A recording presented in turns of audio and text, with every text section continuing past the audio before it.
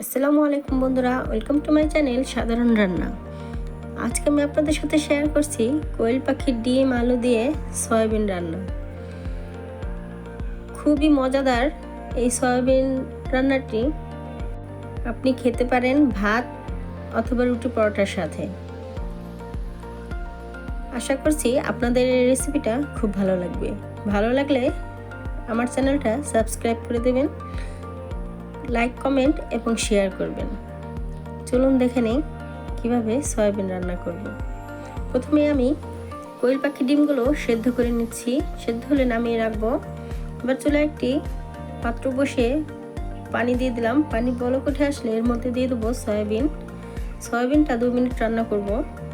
2 minute পর চুলার জাল বন্ধ করে দেবো এবং নামিয়ে রাখবো। ঠান্ডা পানি দিয়ে পরিষ্কার করে ধুয়ে নেব এবং হাত দিয়ে চিপে চিপে এর ভেতর থেকে এক্সট্রা পানি বের করে দেব। একটু আলতো হাতে চিপতে হবে, তা না হলে সয়াবিনগুলো ভেঙে যাবে।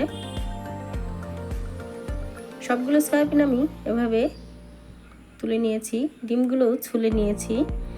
চুলায় একটি কড়াই বসিয়ে দিয়েছি, দিয়ে দিলাম সয়াবিন তেল। এবার এর মধ্যে দিয়ে দেবো কোয়েল পাখির ডিমগুলো, একটু লবণ আর একটু হলুদ দিয়ে দিচ্ছি। দিয়ে ডিমগুলো একটু লাল লাল করে ভেজে নেব। ভাজা হয়ে গেলে ডিমগুলো আমি উঠিয়ে নিচ্ছি। একই তেলে আমি আলুগুলো ভেজে নেব। দিয়ে দিলাম সামান্য একটু লবণ, দিয়ে একটু নাড়াচাড়া করে লাল লাল করে আলুগুলো ভেজে নিচ্ছি। আলুগুলো ভাজা হয়ে গেছে, উঠিয়ে নিলাম। এই তেলে আমি এখন সয়াবিনগুলো দিয়ে দেবো। সামান্য একটু লবণ, সামান্য একটু হলুদ দিয়ে দিলাম। দিয়ে ভালো করে নাড়াচাড়া করে লাল লাল করে আমি একটু ভেজে নেব। সয়াবিন ভাজা হয়ে গেছে, উঠিয়ে নিচ্ছি।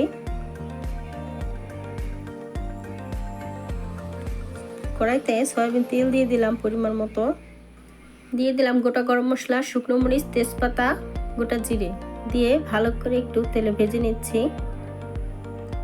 ভাজা হয়ে গেলে এর মধ্যে আমি দিয়ে দেবো 1/2 কাপ পেঁয়াজ বাটা আর 2-3টা কাঁচামরিচ। সাথে দিয়ে দিচ্ছি 1 টেবিল চামচ আদা রসুন বাটা।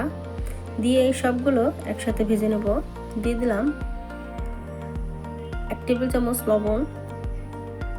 দিয়ে মশলাটাকে খুব ভালো করে লাল লাল করে ভেজে নিয়েছি। দিয়ে দিলাম এর মধ্যে 1/2 চা চামচ হলুদ গুঁড়া, 1 চা চামচ শুকনো মরিচের গুঁড়া,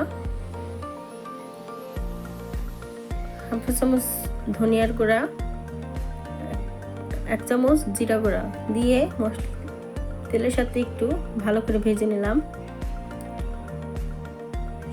দিয়ে দিলাম সামান্য একটু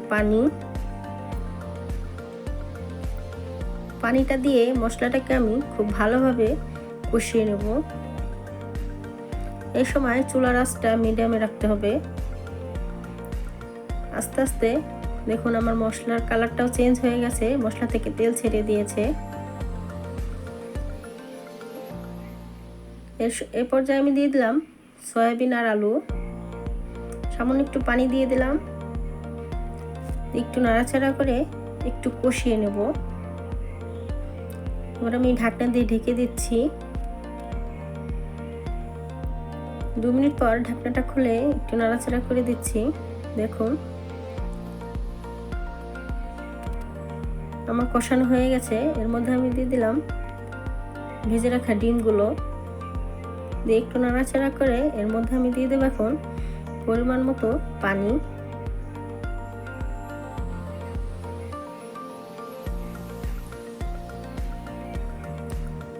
একটু নাড়াচাড়া করে ভালো করে মিশিয়ে দিচ্ছি।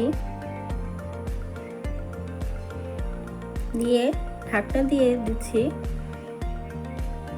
15 মিনিটের জন্য। 15 মিনিট পর ঢাকনাটা খুলে একটু নাড়াচাড়া করে উপর থেকে একটু ভাজা গরম মশলা গুঁড়ো দিয়ে দিলাম। দিয়ে নাড়াচাড়া করে মিশিয়ে নিচ্ছি। এভাবে ঢেকে রান্না করবো 5 মিনিট। 5 মিনিট পর চুলার জালটা অফ করে দেব। দেখুন তৈরি হয়ে গেল আমার দারুণ মজাদার সয়াবিন রান্না। বাসায় একবার হলেও ট্রাই করে দেখবেন, ইনশাল্লাহ ভালো লাগবে। আল্লাহ হাফেজ।